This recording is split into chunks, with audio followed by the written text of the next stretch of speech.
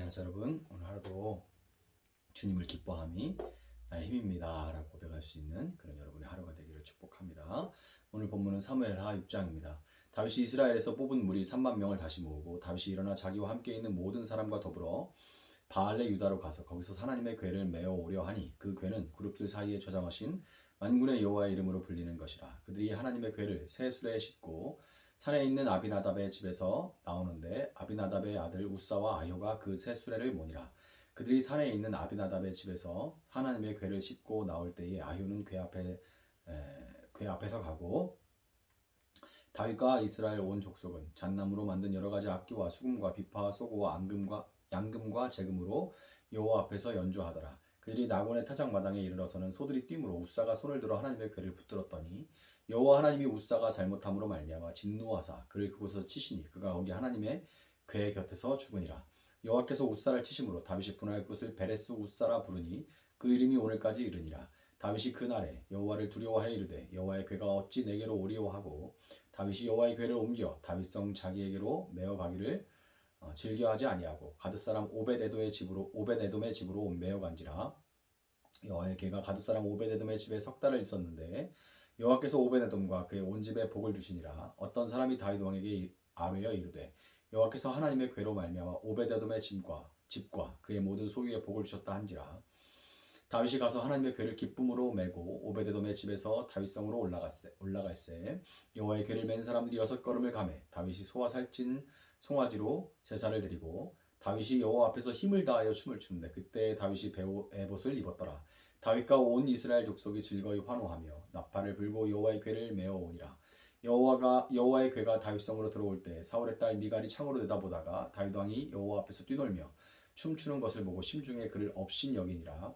여호와의 궤를 메고 들어가서 다윗이 그것을 위하여 친 장막 가운데 그 준비한 자리에 그것을 두매 다윗이 번제와 화목제를 여호와 앞에 드리니라. 다윗이 번제와 화목제 드리기를 마치고 만군의 여호와 이름으로 백성에게 축복하고 모든 백성 곧 온 이스라엘 무리에게 남녀를 막론하고 떡 한 개와 고기 한 조각과 건포도 떡 한 덩이씩 나누어 주매 모든 백성이 각기 집으로 돌아가니라. 다윗이 자기의 가족에게 축복하러 돌아오매 사울의 딸 미갈이 나와서 다윗을 맞으며 이르되 이스라엘 왕이 오늘 어떻게 영화로우신지 방탕한 자가 염치 없이 자기 몸을 드러내는 것처럼 오늘 그의 신복의 계집종의 눈앞에서 몸을 드러내셨도다 하니 다윗이 미갈에게 이르되 이는 여호와 앞에서 한 것이니라.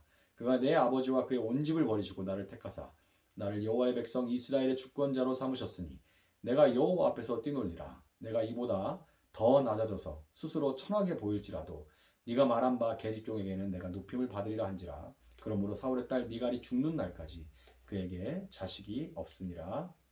아멘. 자, 예루살렘을 수도로 정해서 내치를 쌓아가고 블레셋이라는 강한 이 외적까지 패퇴시키고 난 후에 다윗이 한 일은 바로 여호와 하나님의 언약궤를 이스라엘의 수도 왕도인 예루살렘으로 옮겨오는 것이었습니다.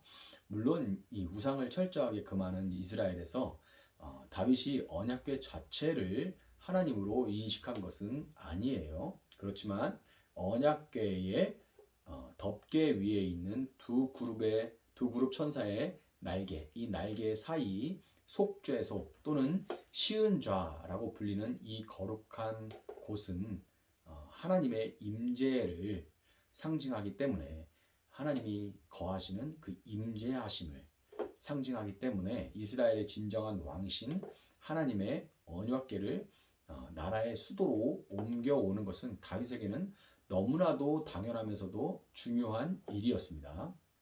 그래서 우선순위로 첫 번째로 한 거죠. 그는 한시도 자신의 왕권과 이스라엘의 존재의 이유는 하나님을 온전히 섬기는 데 있다는 것을 잊지 않았던 거예요.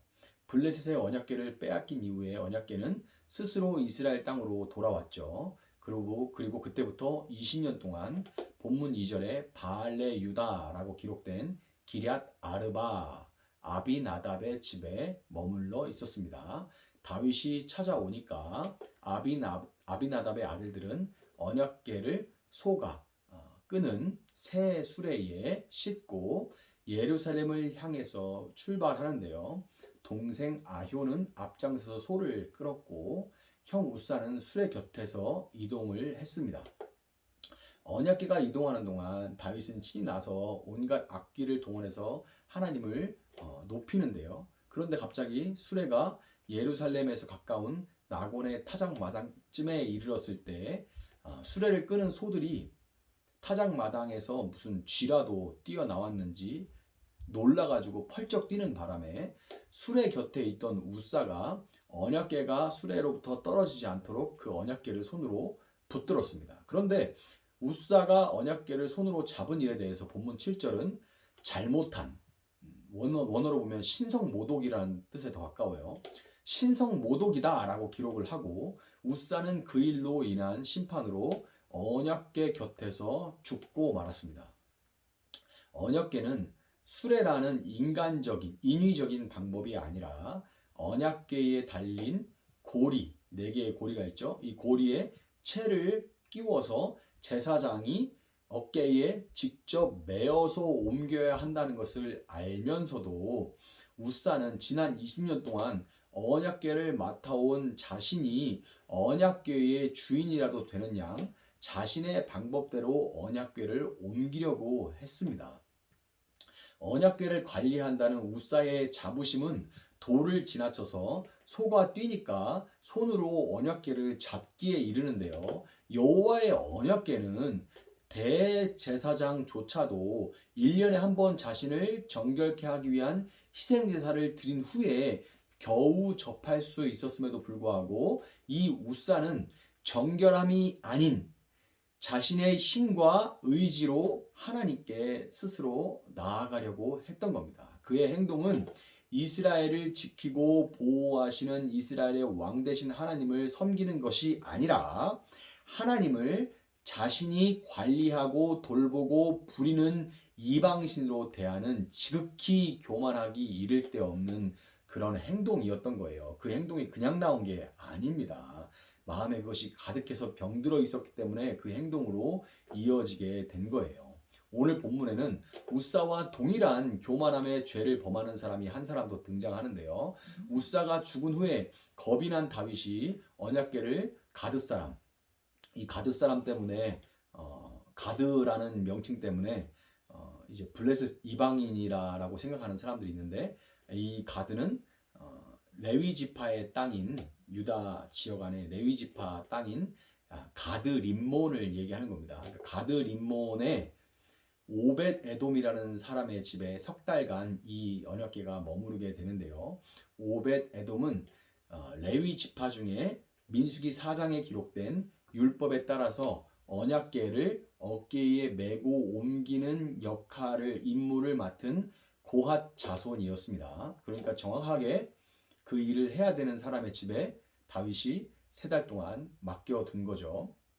언약궤가 이 오벳에돔의 집에 있는 동안 그의 온 집이 복을 누리는 모습을 본 다윗은 우사가 죽은 것은 다른 어떤 이유가 아닌 그의 교만함과 불순종 때문이라는 것을 확신하게 됐고 거기서부터 율법에 따라서 제사장들로 언약궤를 메고 예루살렘에 올라오게 합니다.